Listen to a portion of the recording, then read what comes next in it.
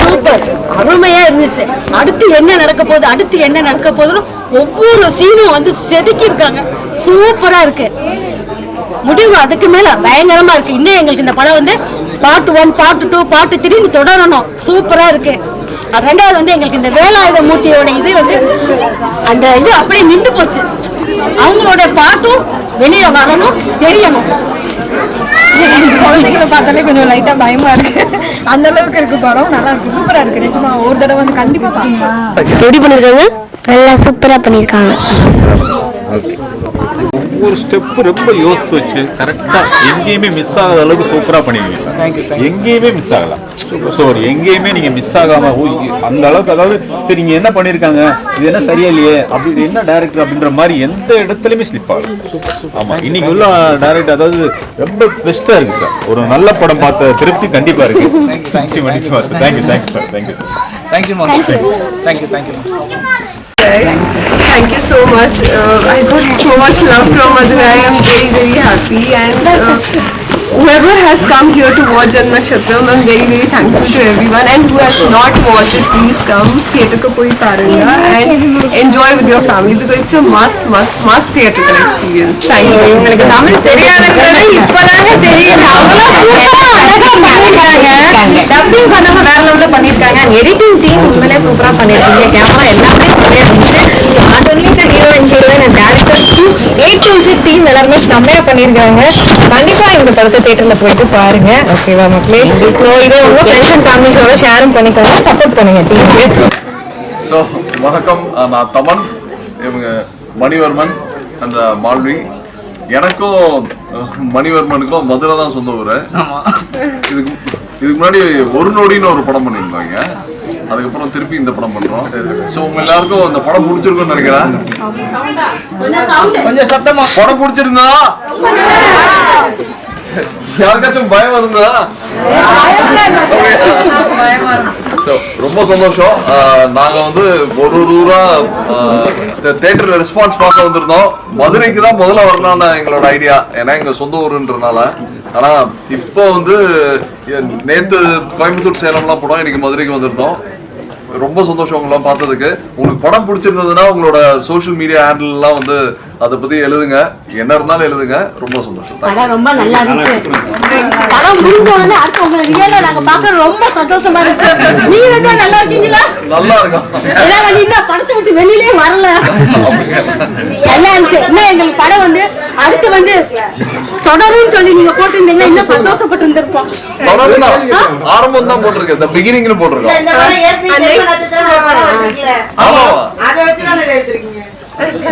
ஆமா, அதோட இன்ஸ்பிரேஷன் தான். அது வந்து ஆமா, அதுல சாத்தான் வந்து இந்த உலகத்துக்கு வந்ததுக்கு அப்புறம் இருக்கும். இதுல வந்து வர்றதுக்கு முன்னாடி என்ன நடக்குதுன்னு சொல்லி வச்சிருக்கோம். அதே குறியீடு அதே பாப்பா, அதே குட்டி பாப்பா, அது மாதிரி பாப்பா, அதே பாப்பா. இதோட தொடர்ச்சி இருக்கா? ரெண்டாவது பாட்டு இருக்கு. ஓகே சார், பாட்டு இருக்கு. ஒரு படம் பார்த்து ரொம்ப ரொம்ப திருப்தியா இருந்துச்சு. படத்துல வந்து ஒவ்வொரு சீன் வந்து அடுத்து என்ன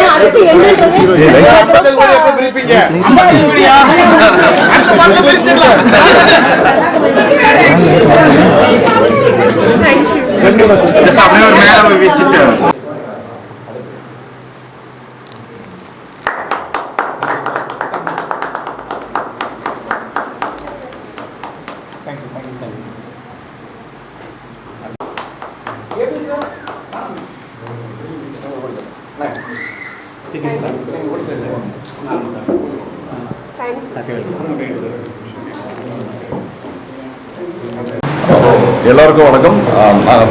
ஜென்ம நட்சத்திரம் படக்குழுவாக மதுரைக்கு வந்திருக்கோம். ஸோ ஒவ்வொரு சிட்டிலையும் போய் தியேட்டர் விசிட் பண்ணோம்.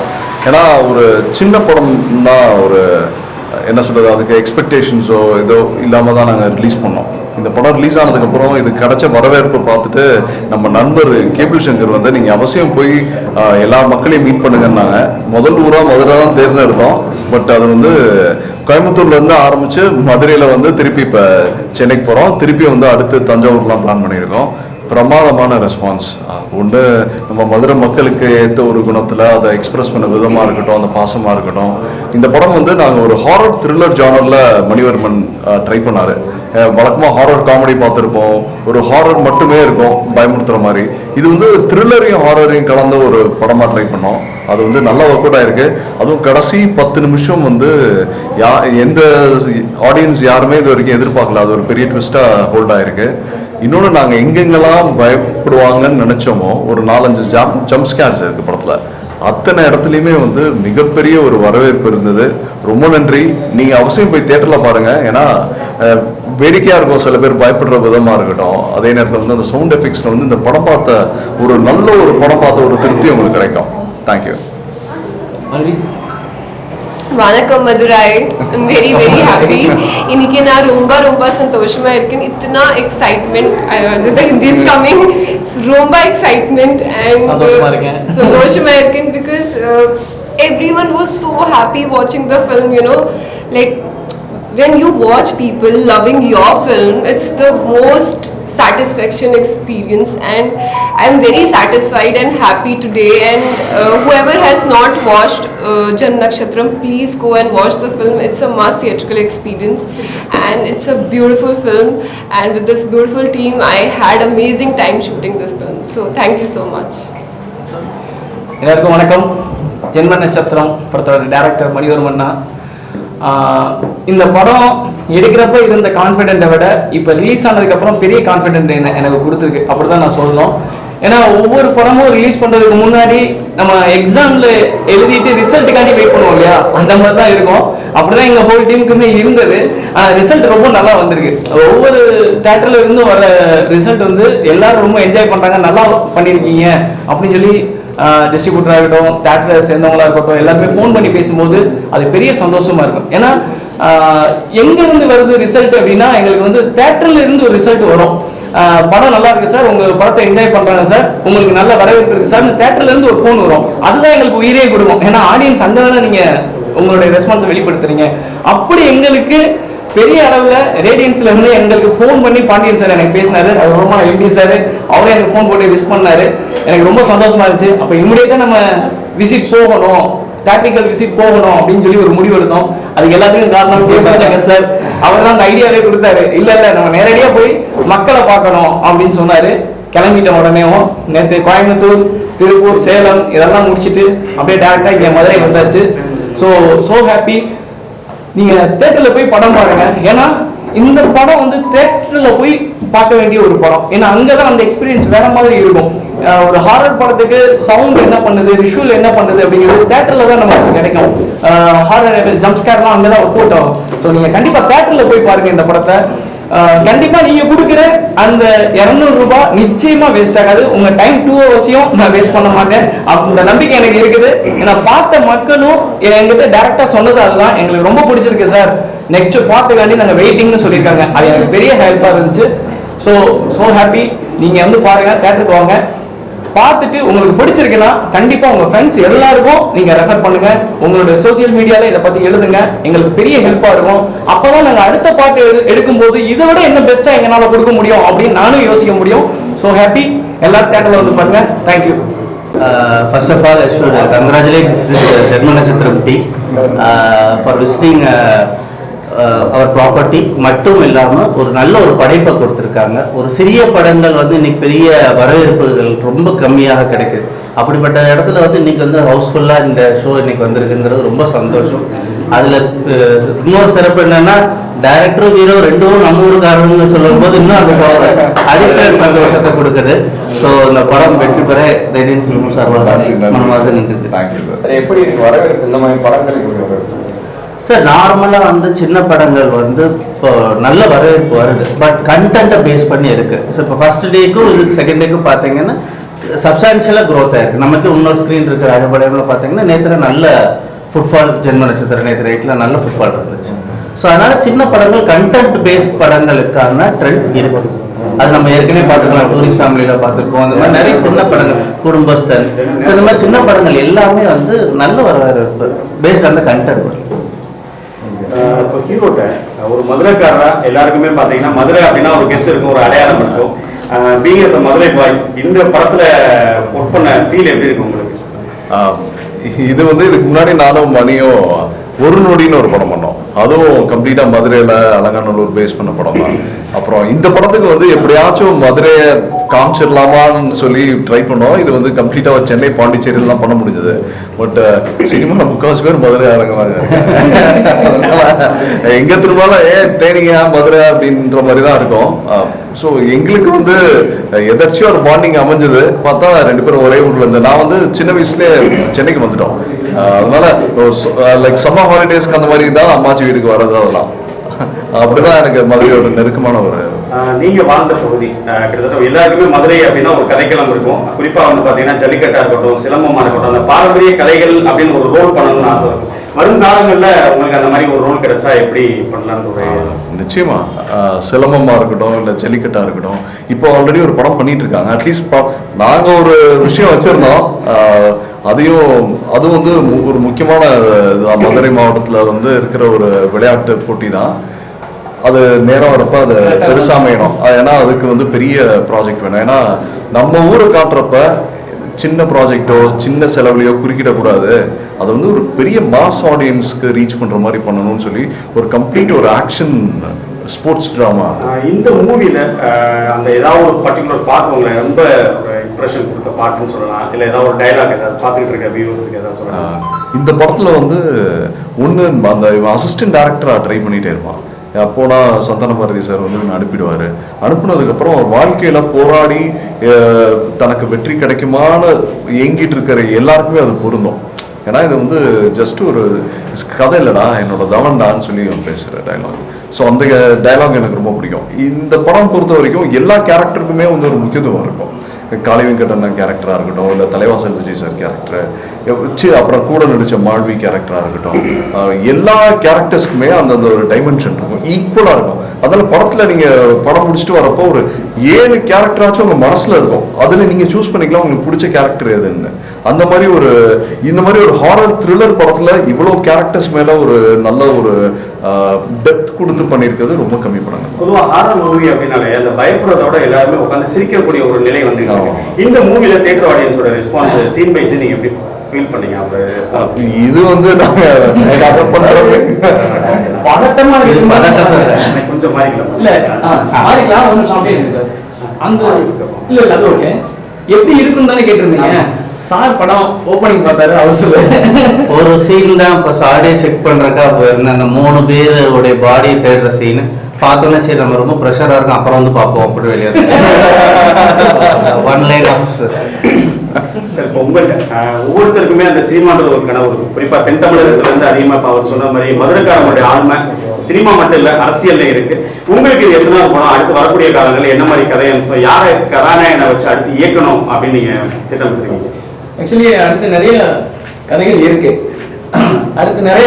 இருக்கு. ஒவ்வொரு கதைக்கும் ஒவ்வொரு விஷயங்கள் நமக்கு தேவைப்படும். அந்த கதையோட டெப்த்தை பொறுத்து தான் யார் அந்த கதாநாயகனா வரணுங்கிறது அந்த கதை தான் முடிவு பண்ணும். அதே மாதிரி நான் இந்த படத்துலையுமே நான் சொல்லியிருக்கேன், ஒரு கதை அதுக்கு தேவையான விஷயத்த அதுவே அமைச்சிடும். என்கிட்ட இருக்க 11 கதையுமே தமிழ் சாருக்கு தெரியும். ஸோ அந்த கதைகள் அந்த டைம்ல எங்களுக்கு அந்த எந்தெந்த கேரக்டருக்கு எப்படி வேணும் அப்படிங்கிறத முடிவு பண்ணி அதுக்கப்புறம் தான் நாங்கள் இந்த சினிமா பயணம் உங்களுடைய கடந்த காலம் இது எப்படி வந்தீங்க, யார்கிட்ட இம்ப்ரெஷன் எப்படி வந்தீங்க, உங்களுடைய அனுபவம்? ஆக்சுவலி நான் வந்து சினிமாக்குள்ள போய் பெருசா சாதிக்கணும் அப்படின்னு ஃபர்ஸ்டா தான் நினைக்கல. திடீர்னு சினிமாக்குள்ள போகணுன்ற எண்ணம் இருந்துச்சு. ஸோ சின்ன சின்ன கவிதைகள்லாம் எழுதுவேன். அந்த அனுபவம் மட்டும்தான். நடிக்கணும்னு தான் ஆசை ஃபர்ஸ்ட், அதுக்காக தான் உள்ள போனேன். பட் நடிப்புக்கு போற கட்டிட்டு டைரக்ஷன்ல. மதுரையில உங்களுக்கு பேஸ் எந்த போகும் sir? Arappalayam cross road Jimmy store. Arappalayam யாருக்கும் தெரியாம இருக்காது. அரப்பாளையம் கிராஸ் ரோடு ஜிம்மி இப்போ நீங்க இருந்து சமகாலத்துல வாழ்ந்த இடத்துக்கும் இப்ப நீங்க ஒரு திரைத்துறையில வந்ததுக்கு அப்புறம் பார்க்கக்கூடிய மதுரை மக்கள் ஒரு ரசிகர்களா பாக்குறதெல்லாம் எப்படி இருக்கும்? இல்ல மதுரை நான் எப்பயுமே ஒரே மாதிரி தான் பாக்குறேன்.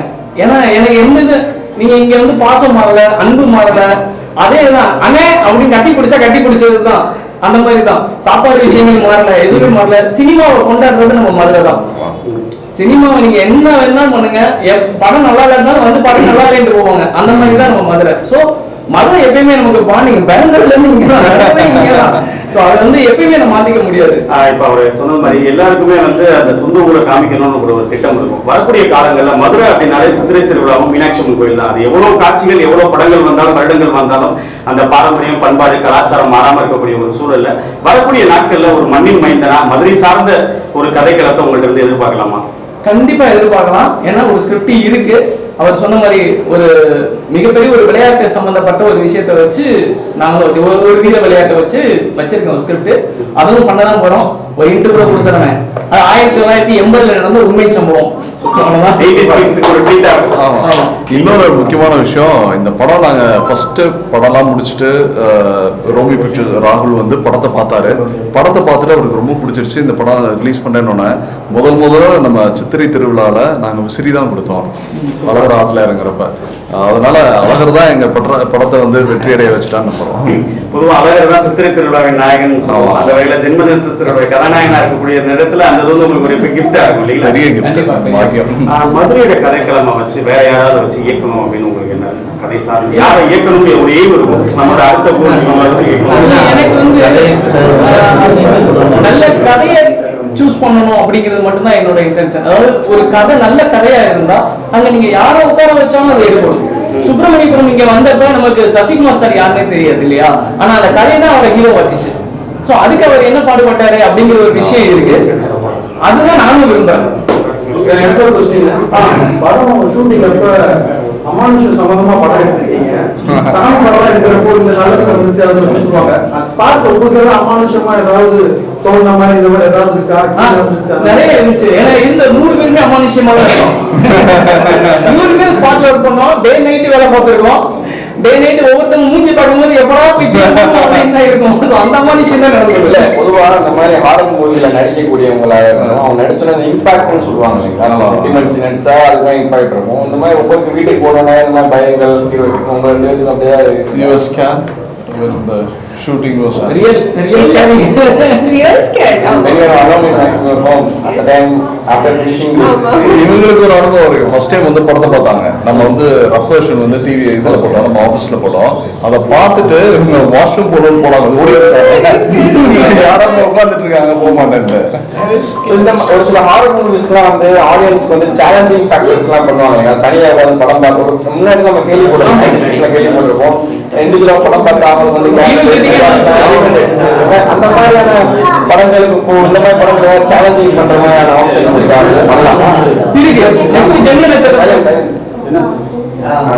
கண்டிப்பா இருக்கு. நெக்ஸ்ட் ஜென்ம நட்சத்திரத்துல பண்ணலாம். ஓகே, இது வந்து ஒரு த்ரில்லர், ஒரு ஹாரர். இது ஹாரர் த்ரில்லரா தான் பண்ணிருக்கேன். பார்ட் 2 வந்து ஃபுல்லி ஒரு ஹாரரா தான் பண்றோம். சோ அதெல்லாம் எதிர்பார்க்கலாம். சினிமா துறையில இருந்து ஒவ்வொருத்தர் அரசியல் வர்றாங்க. சினிமா நடிகர்கள் இருக்கட்டும், இவங்க எல்லாம் அரசியல் வர்றதை வந்து எப்படி பாக்குறீங்க? அரசியல் யார் வேணாலும் வரலாமே. அரசியல் யார் வேணாலும் வரலாமே. அது ஒரு கலைத்துறை எப்படி ஒரு பொதுக்களமோ அதே மாதிரி அதுவும் ஒரு மக்களுக்கு நன்மை செய்ய வரவங்க, மக்களை நாங்க வந்து என்ஜாய் பண்றதுக்காண்டி நாங்க இங்க வரோம். அவங்க மக்களுக்கு நல்லது செய்யணும்னு வராங்க. யார் இருந்தாலும் என்ன நல்லது செய்யும்போது ஏற்றுக்க முடியாது. நீங்க சொன்ன மாதிரி நம்ம ஊர் மதுரை அனைத்து கட்சிகளுமே பிரதான கட்சிகளும் மாநாடு நடத்துறாங்க. இப்ப அடுத்து டிவிகேவும் மாநாடு நடத்த போறாங்க. மதுரை கலைக்களமா இருக்கிறது மட்டும் அரசியல் களமாவும் மாறதை எப்படி பாக்குறீங்க? இல்ல, மதுரை அரசியல் களமா மாறுறது எம்ஜிஆர் சார் வந்தப்பே மாறிடுச்சு. அவர் நீங்க மாநாடு போட்டப்பே, முதல் மாநில மாநாடு நீங்க போட்டப்பே அது மாறிடுச்சு. சோ எப்பயுமே அது நல்ல விஷயம் தான், ஆரோக்கியமா தான் இருக்கும்.